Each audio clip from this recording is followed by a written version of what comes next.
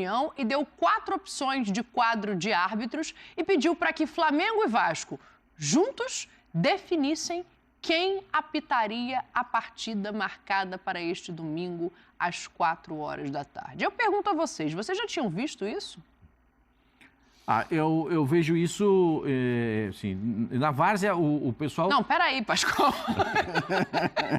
Eu tô falando do futebol profissional. Não, na várzea, eu sou da várzea.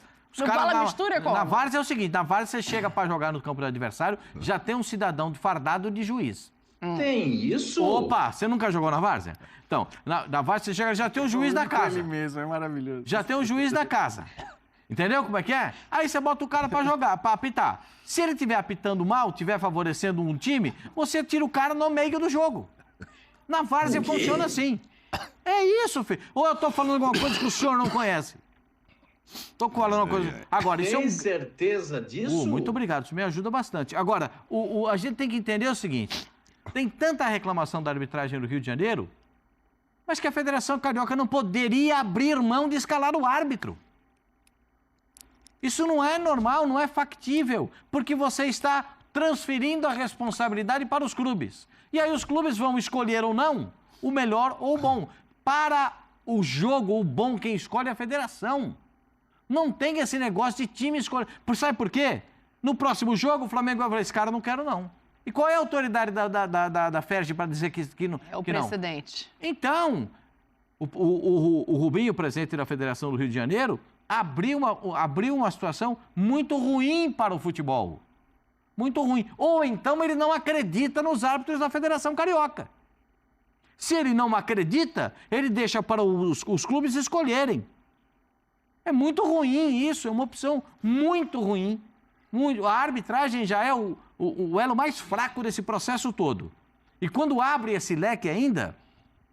piora. Agora, o árbitro vai fazer o quê? O Flamengo e o Vasco me escolheram para apitar. E ele entra o quê? Super pressionado. E já está pressionado para apitar o jogo. O árbitro, a federação... no caso, é o Wagner do Nascimento Magalhães e o Rodrigo Nunes de Sá no VAR. O Wagner Magalhães é experiente, é rodado, ele acerta, ele erra. Ele está apitando agora mais cadenciado, ele não está correndo tão perto do lance, ele está um pouco mais cadenciado para apitar jogo. Apitou o jogo do Fluminense. Isso é elogio que você está fazendo? Isso é elogio que você está fazendo? Não, né? Porque isso é ruim, não é, para o jogo? Não, eu acho que ele está bem. Eu acho que ele está... O Wagner atingiu uma maturidade de encontrar os atalhos dentro do campo, não se apavora com o lance. Ele é o cara mais experiente da arbitragem do Rio de Janeiro. É um elogio. Mas ele entra muito pressionado. Poxa, se ele der um lance... mas tem VAR, né? No clássico tem VAR. Agora tem VAR. Porque no outro não tem, né? Qual é a isonomia disso? O time do Bangu não tem VAR quando joga com o Flamengo, mas o Vasco tem VAR quando joga com o Flamengo. Qual é a isonomia? Eu não entendo essas coisas. Eu tenho muita dificuldade para entender a escala de árbitro da Federação Carioca, com os times escolhendo, e a falta de VAR em todos os jogos do campeonato. Eu não entendo. E aí, Mauro, o que Acho você achou que abriu da um decisão precedente. e da escolha, né? Abriu um precedente desnecessário, isso ainda vai dar um problema no futuro. Porque começa um veta aqui, veta ali, veta aqui. Esse eu não quero aquele lá. Não quero, vai dar problema. Li lá que eles acharam que, escolhemos o cara certo, foi de consenso, ele é o mais experiente, ok. Mas se ele por acaso errar o lance, o time já vai pedir para ele lá apitar também. Eu acho que a FERJ tinha que assumir. Estou com o Pascoal nessa, ela que tem que assumir. Gente, vai ser o fulano. Se ela quisesse fazer um agrado, que fizesse ainda por baixo dos panos. Fulano aqui. Porque não é raro isso, né? Eu acho que é o que deve acontecer. Os clubes definirem por baixo dos panos exatamente, quem vai apitar? Não é uma coisa assim, os clubes influenciarem na decisão de quem vai ser o árbitro não é uma novidade. Mas sempre foi indireto, exatamente, nem no Brasil nem no mundo. Assim, não precisava em vários lugares assim, né? os caras falam, não, eu não quero esse cara, olha, isso aqui você não, porque... aqui mesmo tinha muita coisa do veto, vetou esse, vetou aquele e tudo mais. Não, agora a Federação Carioca está vetando. Ela mesma afasta o árbitro. Ela está afastando os caras que erram, né? Nos dois últimos quem apitou do jogo do Vasco. O Nova Iguaçu e Vasco foi afastado, né? Sim. Por conta das duas entradas. Os dois últimos jogos do Vasco os dois tiveram últimos jogos seus do Vasco. árbitros afastados. Mas assim, Eu concordo muito com o Pascoal em relação ao precedente. O problema é o precedente que você abre, porque a partir do momento que você faz isso num jogo, você vai ter que fazer sempre. E se você não fizer sempre, você vai acabar gerando uma insatisfação. Ou seja, o Botafogo e Fluminense, quando forem jogar, vão falar, não, queremos aqui sentar e definir o árbitro. Tudo bem, você pode até dizer que é uma maneira mas eu não acho que é positivo. Você pode ter motivos extras para definir qual vai ser o árbitro X, qual vai ser o árbitro Y. Então, assim, o precedente ele é muito ruim. Para o jogo em si, sinceramente, eu não acho que ele vai... Até nisso eu discordo do Pascoal, porque eu não acho que ele vai entrar mais pressionado. Pelo contrário, acho que ele entra de alguma maneira... Grande.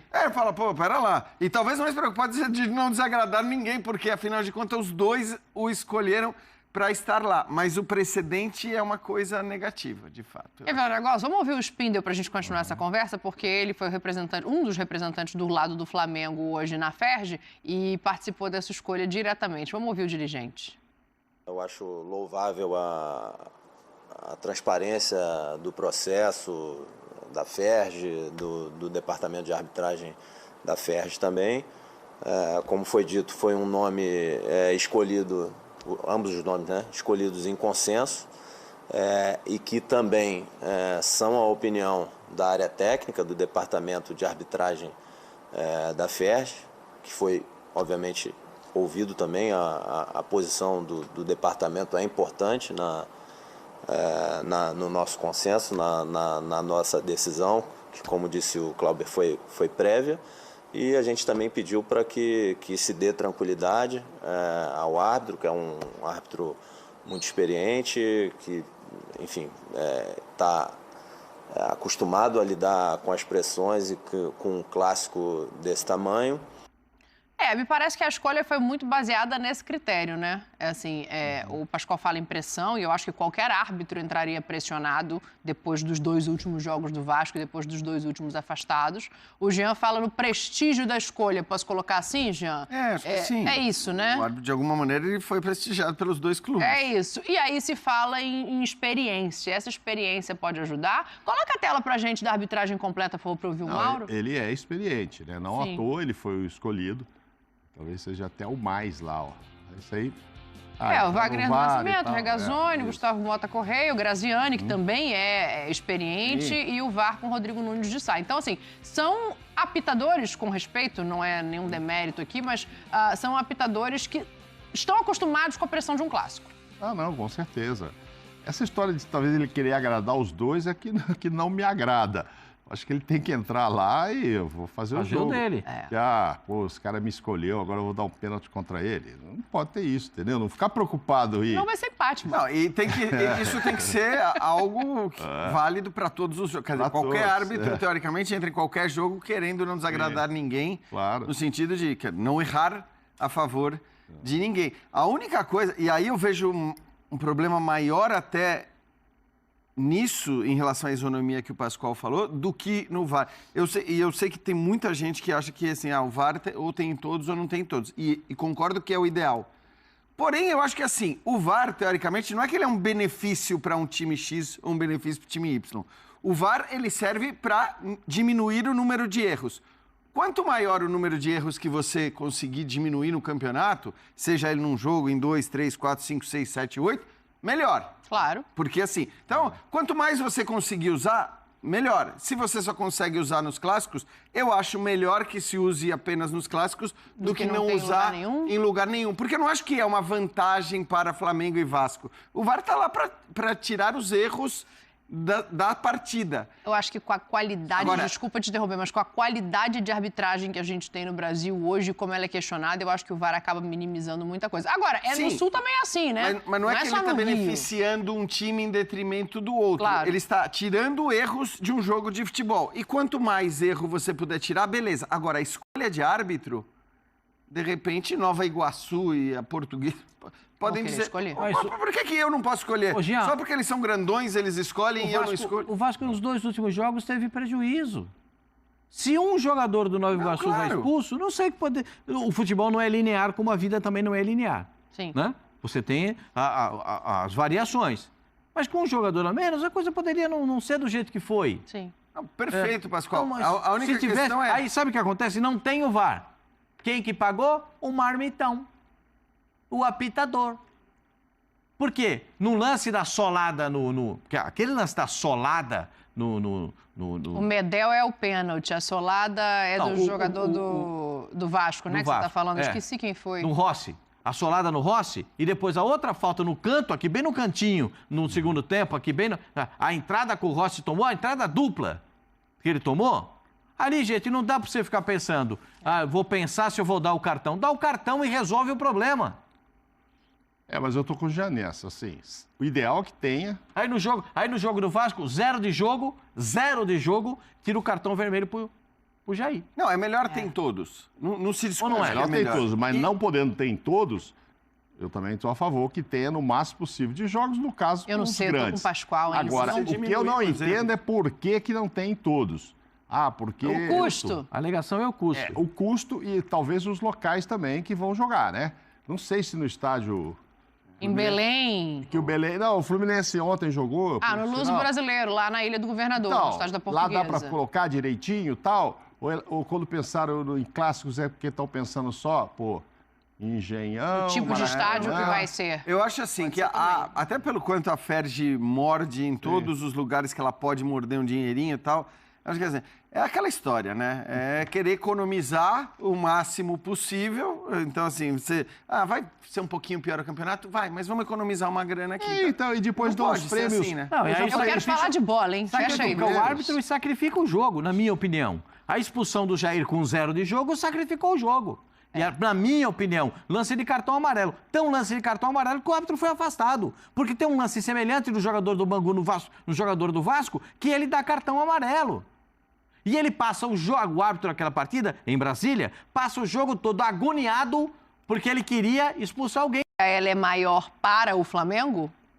Claro, porque nesse caso a diferença ela é muito grande. Eu estava até olhando aqui, apesar do Josh Wander ter dito no dia 18 de março de 2022 a frase que aquele seria o último domingo com desvantagem no orçamento do Flamengo. Ele falou isso em março de 2022. A vantagem do Flamengo é enorme, é monstruosa em relação ao Vasco. Então, é claro que, por um lado, né, a gente estava... Para quem a vitória vale mais? É claro que uma vitória eventual do Vasco tem um peso e um valor absurdo, porque você está derrotando um adversário muito melhor que você, com um potencial muito maior do que o seu. A vitória vale mais para o Vasco, a derrota pesa mais para o Flamengo. É isso?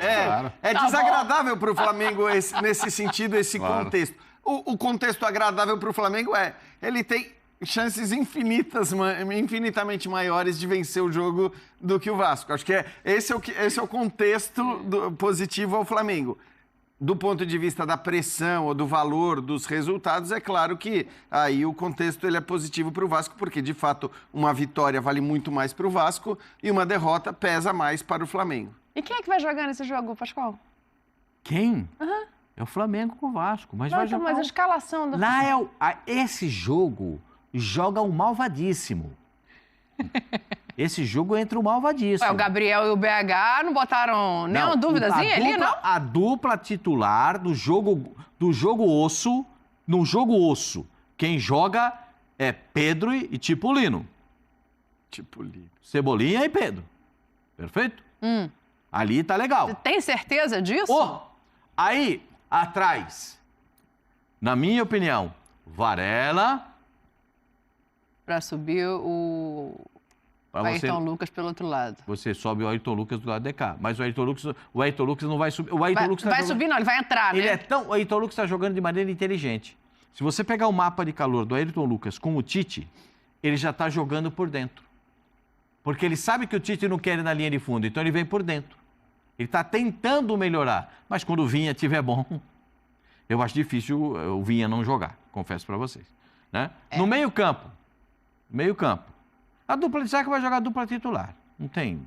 Fabrício e Léo. No meio-campo, Eric e Gerson, né? Arrascaeta, De La Cruz, Pedro e Cebolinha. Tá bom, vamos ver, né? Então, Bruno Henrique e Gabriel viraram opção.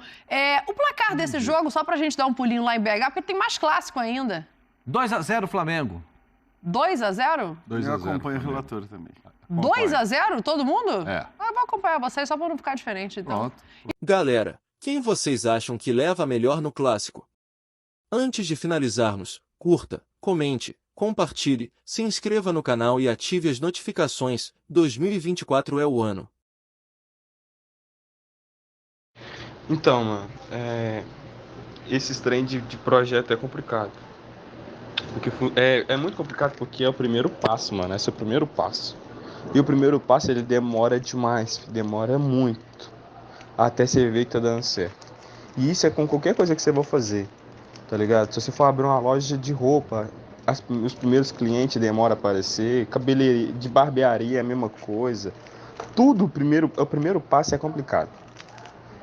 Por isso que as pessoas fracas desistem no primeiro passo. Porque pessoas fracas querem o quê? Resultado rápido. E pessoas fortes sabem que o resultado ele vai demorar, mas ele vai chegar. Elas têm essa convicção, entendeu? Então, cara, seja um cara forte. Você sabe que vai dar certo. É só você ter um pouquinho de paciência e entender isso, filho. Na hora que você vê, filho, pum, tá vingando. Acabou, filho. Aí, pra conversar com você vai ter que marcar a hora. Tá ligado? Então, é só você ter um pouquinho de paciência e esperar, filho. Só espera, molequinho, que vai dar tudo certo.